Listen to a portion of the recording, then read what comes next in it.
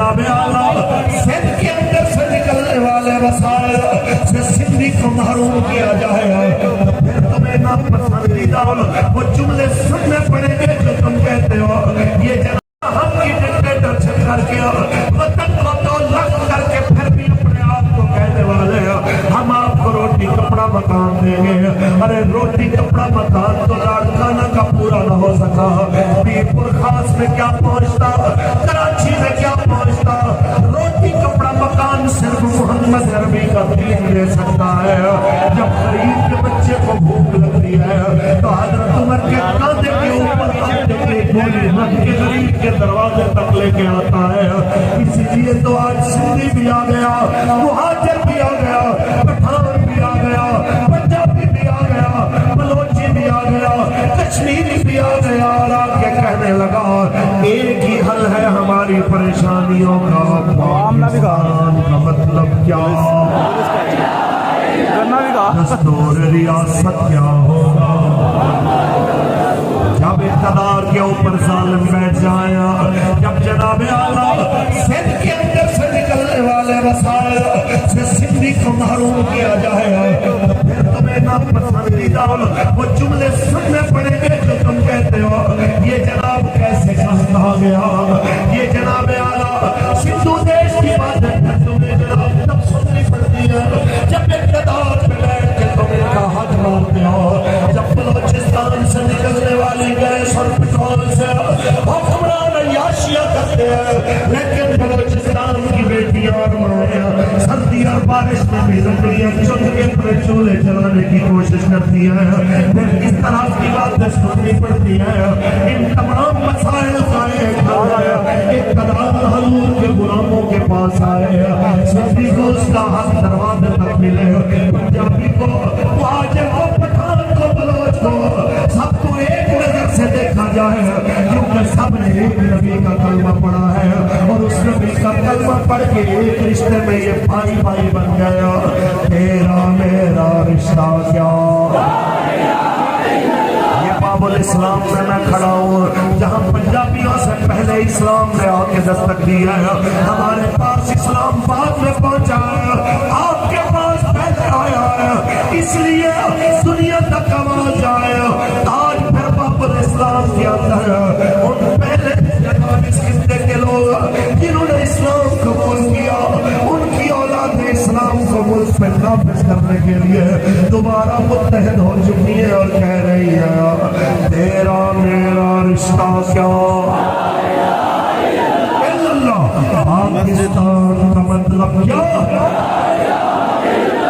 دستور ریاست کیا ہوگا۔ میں بس اتنے سی بات کروں، یہ میڈیا پہ ڈرایا جاتا ہے، دیکھیں جی سندھ میں گئے تو مسئلہ خراب ہو جائے گا، وہ جی بلوچستان میں گئے تو مسئلہ خراب ہو جائے گا۔ یہ خرابی صرف وڈیرہ شاہی نظام کے لیے ہے، یہ جناب اعلیٰ خرابی صرف غریب کا حق مارنے والوں کے لیے ہے، لبیک والوں کے لیے سندھی مہاجر پٹھان بلوچ کوئی پریشانی پیدا نہیں کرتا۔ سندھی تو کھلے دل کے ساتھ ہمیں سگے بھائیوں سے زیادہ محبت دیتے ہوئے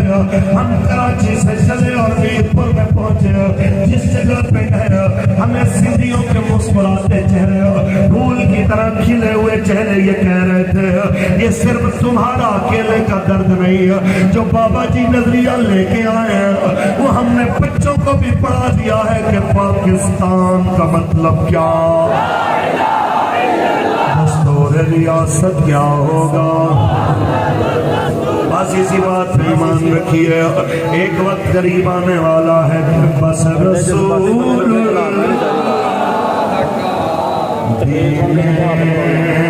کچھ دن پہلے نعرہ لگایا تھا امریکی غلامی سے آزادی کا، اور اس دوران نیچے سے کسی نے کہا کہ امریکہ کا جو یار ہے غدار ہے، تو چپ ان کی مسئلہ ہے۔ تو مسئلہ یہ ہے کہ اوپر سے کہنا آزادی کا نعرہ اور امریکہ کے خلاف نعرہ بھی برداشت نہ کر سکنا۔ اس سے ذرا قریب آ جائیں، سندھ میں کھڑا ہوں تو سندھ کی بات کریں کہ ہمارے جب مذہبی بندوں کو کوئی قابو کرتے ہیں نا، رسا ڈالتے ہیں، تو وہ اس کو کہتے ہیں آپ دیکھیں نا بھٹو صاحب نے کام کیا تھا، قادیانیوں کو کافر قرار دیا تھا، اور खत्म नबूवत का जनाब कानून बनाया था। मैंने कहा बिस्मिल्लाह बड़ा अच्छा काम है। अब चाहिए ना कि उनका नवासा अपने नाने के इस किरदार को दुनिया के सामने कैश कराए और असम्बली में खड़े होकर कहे ताजदार खत्म नबूवत। लेकिन जनाब आलम मजाल है कि कोई इस तरफ आने की बात करे। हम कहते हैं पूरी बात करो। हमारे बाबा जी एक बात किया करते थे, ये पूरी मोहब्बत नहीं है कि पाकिस्तान से कहा जाए मुझे मोहब्बत है और इंडिया से भी मोहब्बत है। अगर पाकिस्तान से मोहब्बत है तो कामिल मोहब्बत ये है कि पाकिस्तान से मोहब्बत है और पाकिस्तान के दुश्मनों से दुश्मनी भी है। और ये भी कामिल मोहब्बत का निशान है कि रसूलुल्लाह से मोहब्बत है तो फिर रसूलुल्लाह के दुश्मनों से दुश्मनी भी है।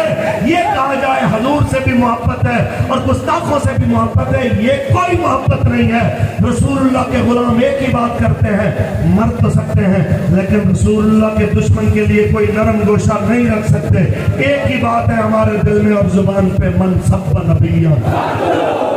मन सब्बा नबिया। कहते मौलाना पार्लियामेंट में जितनी जमातें बैठी हुई हैं तो वो सब जनाब कोई और स्टाइल की बात करते हैं। आप किस तरीके से दुनिया के सामने इस नजरिए को पेश करेंगे तो मैं कहना चाहता हूँ इस तरह पेश करेंगे जिस तरह कराची से यहाँ तक अमीर मोहतरम साहबजादा मोहम्मद साद हुसैन नजरी साहब की क़यादत में यहाँ तक पहुँचे हैं कि मन सब्बा नबिय्यन, मन सब्बा नबिय्यन, मन सब्बा नबिय्यन। और हमें इससे कोई गर्ज नहीं है कि हमें कोई अच्छा कहे, बुरा कहे, तारीफ करे या तनकीद करे। इस पे इकबाल का एक शेर बाल फरमाते हैं, अगर पुत है जमात आस्तीनों में। हमें नजर आता है सिंध का बच्चा भूखा मर रहा है, मिट्टी की सरजमीन पे सूखा पड़ा हुआ है, लेकिन जनाब मूर्तियों पे दूध चढ़ाया जा रहा है।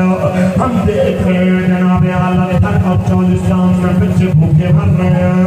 लेकिन जनाब मजाल है कि उनकी किसी को फिक्र आई हो 130 अरब की डोनेशन लेके। मजाल है कि सिंध के अंदर कोई डूबे हुए घरों में से कोई घर बनाया गया, टूटे स्कूलों में से कोई स्कूल बनाया गया। कोई हमसे पूछे मौलाना आप किस तरह इन जालिमों के सामने खड़े हो सकते हो?